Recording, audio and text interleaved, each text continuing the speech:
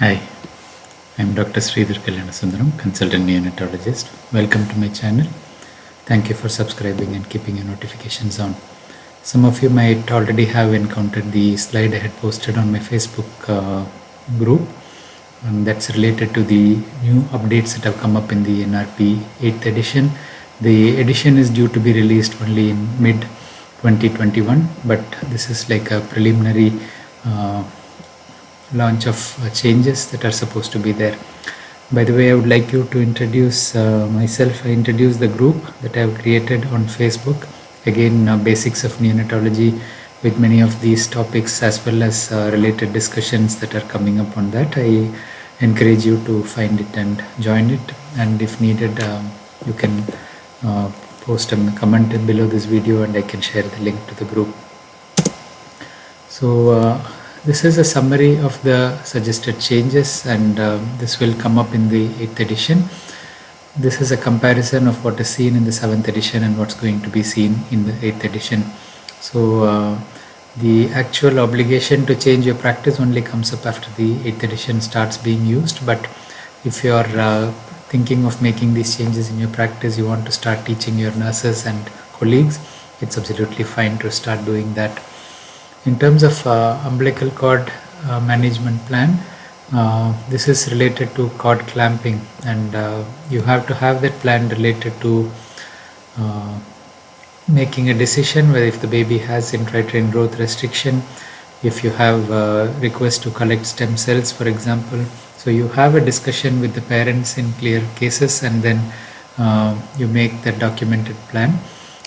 This is replacing how many babies. So the how many babies part would be covered under the additional risk factors. So the 4 pre-birth questions would be gestational age, which is important in terms of deciding on actions for prematurity. Amniotic fluid clear, if you are aware of the answer, you can prepare.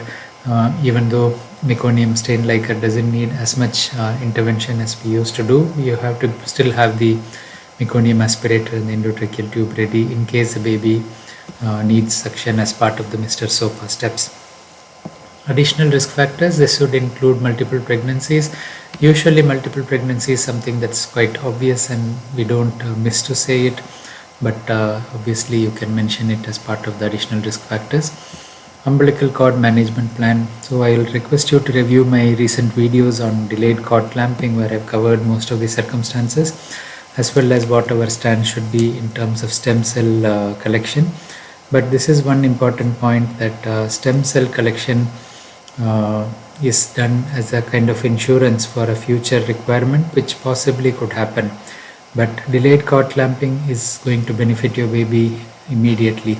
So it's not a comparable cost, and you could also have a general stem cell bank where the cord blood could be stored.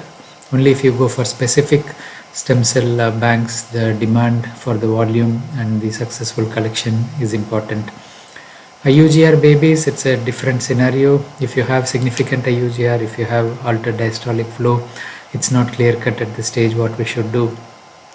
In babies needing resuscitation, obviously it's still not clear cut what we should do with cord clamping, though there are studies which are looking at resuscitation trolley which can be taken to the mother's side, and you start opening up the lungs before you start doing that. So these are the different circumstances. Of course, the need for resuscitation would not be considered in the umbilical cord management plan before the birth of the baby, but if there is IUGR, any other potential contraindication, or if we have stem cell collection, you'll have to revise that.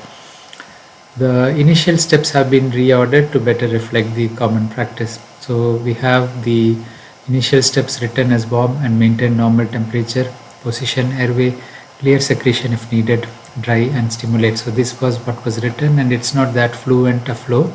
So here we have revised in the 8th edition to warm, dry, stimulate, position airway, and suction if needed. So this is the real sequence that is likely, and it's much more simply put. So it's a more efficient way of writing it. Electronic cardiac monitor is recommended earlier in the algorithm. So previously we said an electronic cardiac monitor is a preferred method for assessing heart rate during cardiac compressions. So you reach to the stage where you need chest compressions. However, In the current version, the 8th edition, it will say when an alternative airway becomes necessary, a cardiac monitor is recommended for the most accurate assessment. So you may need an alternative airway even in a baby who doesn't need chest compression. So when you reach to that stage, you may consider, so it's not a big difference, but it just makes it easier flow. So by the end of 1 minute, when you have completed 30 seconds of effective IPPV, if your heart rate is still low, we recommend intubation at that stage, but it need not be less than 60. You may still use the cardiac monitor because these are babies who may further deteriorate without you realizing it. The flush dose for epinephrine, both the intravenous and intraosseous doses has increased. So we used to say 0.5 to 1 ml of normal saline. That may not be as effective to take the epinephrine from an intravenous to the heart as quickly. So it has been increased to 3 ml normal saline, and this is irrespective of the weight and gestational age. So it's probably a more practical way of flushing, and 3 ml is not a big volume in a preterm baby as well, so you can give it. This will obviously happen every 3 to 5 minutes depending on when you repeat the epinephrine. The epinephrine intravenous, intraosseous and endotracheal doses have been simplified for educational efficiency. So the dosage range is unchanged, and the simplified doses do not represent an endorsement of any particular dose within the recommended dosing range, and they also say additional research is needed. So the range we used to say 0.01 to 0.03 milligram per kilogram, or 0.1 to 0.3 ml per kilogram of 1 in 10,000 epinephrine. And for endotracheal, we used to say 0.05 to 0.1 milligram per kilogram, or 0.5 to 1 ml per kilogram. So now the suggested initial intravenous or intraosseous dose is 0.02 milligram per kilogram or 0.2 ml per kilogram. That is the 1 in 10,000 epinephrine. That's why we are putting it as 0.02 milligram per kilogram. And the endotracheal dose 0.1 milligram per kilogram, which is equal to 1 ml per kilo. So obviously the 1 ml per kilo of 1 in 10,000 will make it easy to remember. The 0.2 ml per kilogram is a rounded number, which different people may prefer different ranges, and if it's a term baby, we used to say just over 3 kilos you can give 0.3 ml per kilo, which will be like 1 ml of the dose even for an intravenous dose. But now we would be giving a lower dose, relatively 0.6 ml in such babies of the 1 in 10,000 strength. So you can decide within your unit. It's not wrong even if you maintain the old system. If you are giving 0.3 ml per kilo for a term baby close to 1 ml, it's fine as well. You are still within the suggested dose range. The last point is expanded time frame for cessation of resuscitation efforts. So if there is a confirmed absence of heart rate after 10 minutes of resuscitation, it is reasonable to stop resuscitative efforts. However, the decision to continue or discontinue should be individualized. So this was in the 7th edition. The update that I presented a few months back again had stress on proper communication before we discontinued, so you shouldn't rush to stop it. And now it's stating in the 8th edition, if confirmed absence of heart rate after all appropriate steps performed, consider cessation of resuscitation efforts around 20 minutes after birth, and the decision is individualized on the patient and contextual factors. So these are important. So you are individualizing the decision depending on the patient factors. For example, if it's a very extreme preterm who is not responding to resuscitation, you might make the decision earlier. Where the parents are very keen, you may want to support a little longer. And obviously it's very important that you make the decision after effective resuscitation has been done for a period of time. So this is the algorithm. It's not much different. So the initial stage is antenatal counseling, team briefing, equipment check, and then after birth you assess term gestation, good tone, breathing or crying. If the baby is in a good condition, they stay with the mother for the initial steps, ongoing evaluation as well. If the baby doesn't fulfill any of these, you warm, dry, stimulate, position airway and suction if needed. So this is the new sequence, and it's the same thing, it's just put in a different way.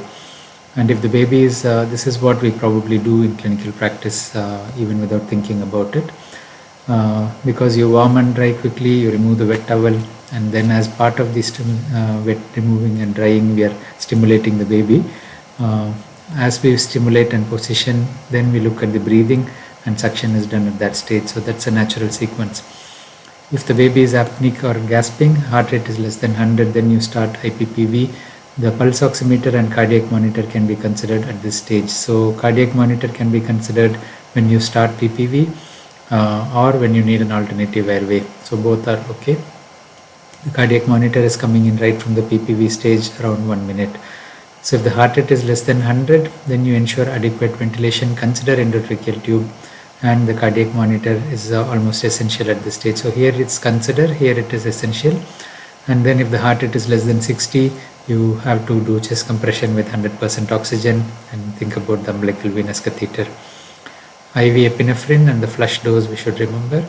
Here again, the initial oxygen concentration for PPV, more than 35 weeks gestation, 21% oxygen, less than 35 weeks, 21 to 30% oxygen. The oxygen target saturation table remains the same. And the pathway for if the baby is having a heart rate more than 100 but has labored breathing, you would consider position airway, suction, pulse oximeter, and oxygen or CPAP, and then post-resuscitation care and team debriefing. So the same information has been put together very nicely by Professor Satyan with his usual penchant for illustrations, and he has this remarkable skill. I don't know how quickly he does it because he brings out 1 or 2 images every day on his Twitter page. So we have the 4 pre-birth questions, again the same what we discussed. Only change is instead of how many babies, we are talking about umbilical cord management plan. Then the initial steps: warm, dry, stimulate, position airway, suction if needed in the sequence. When an alternative airway becomes necessary, a cardiac monitor is recommended. You think about a cardiac monitor if possible, even when you start needing IPPV. The suggested dose for epinephrine, the suggested endotracheal dose is 0.1 milligram per kilogram or 1 ml per kilogram of the 1 in 10,000. And the suggested initial IV or intraosseous dose is 0.02 milligram per kilogram, equal to 0.2. So this range is still the same, so don't get too confused by this. The flush used for the intravenous epinephrine with 3 ml of normal saline for all weights and gestational ages. This is a very positive step which makes it clear and probably an effective flush. And the last stage is if a confirmed absence of heart rate after all the appropriate steps are performed, consider cessation of resuscitation efforts around 20 minutes after birth. The decision is individualized from the patient and contextual factors. So I have detailed this in the previous video on update that came out earlier last year. So you can review that video as well along with this. So I hope it's useful. This is very important information, and please do share with your friends. And thank you for watching.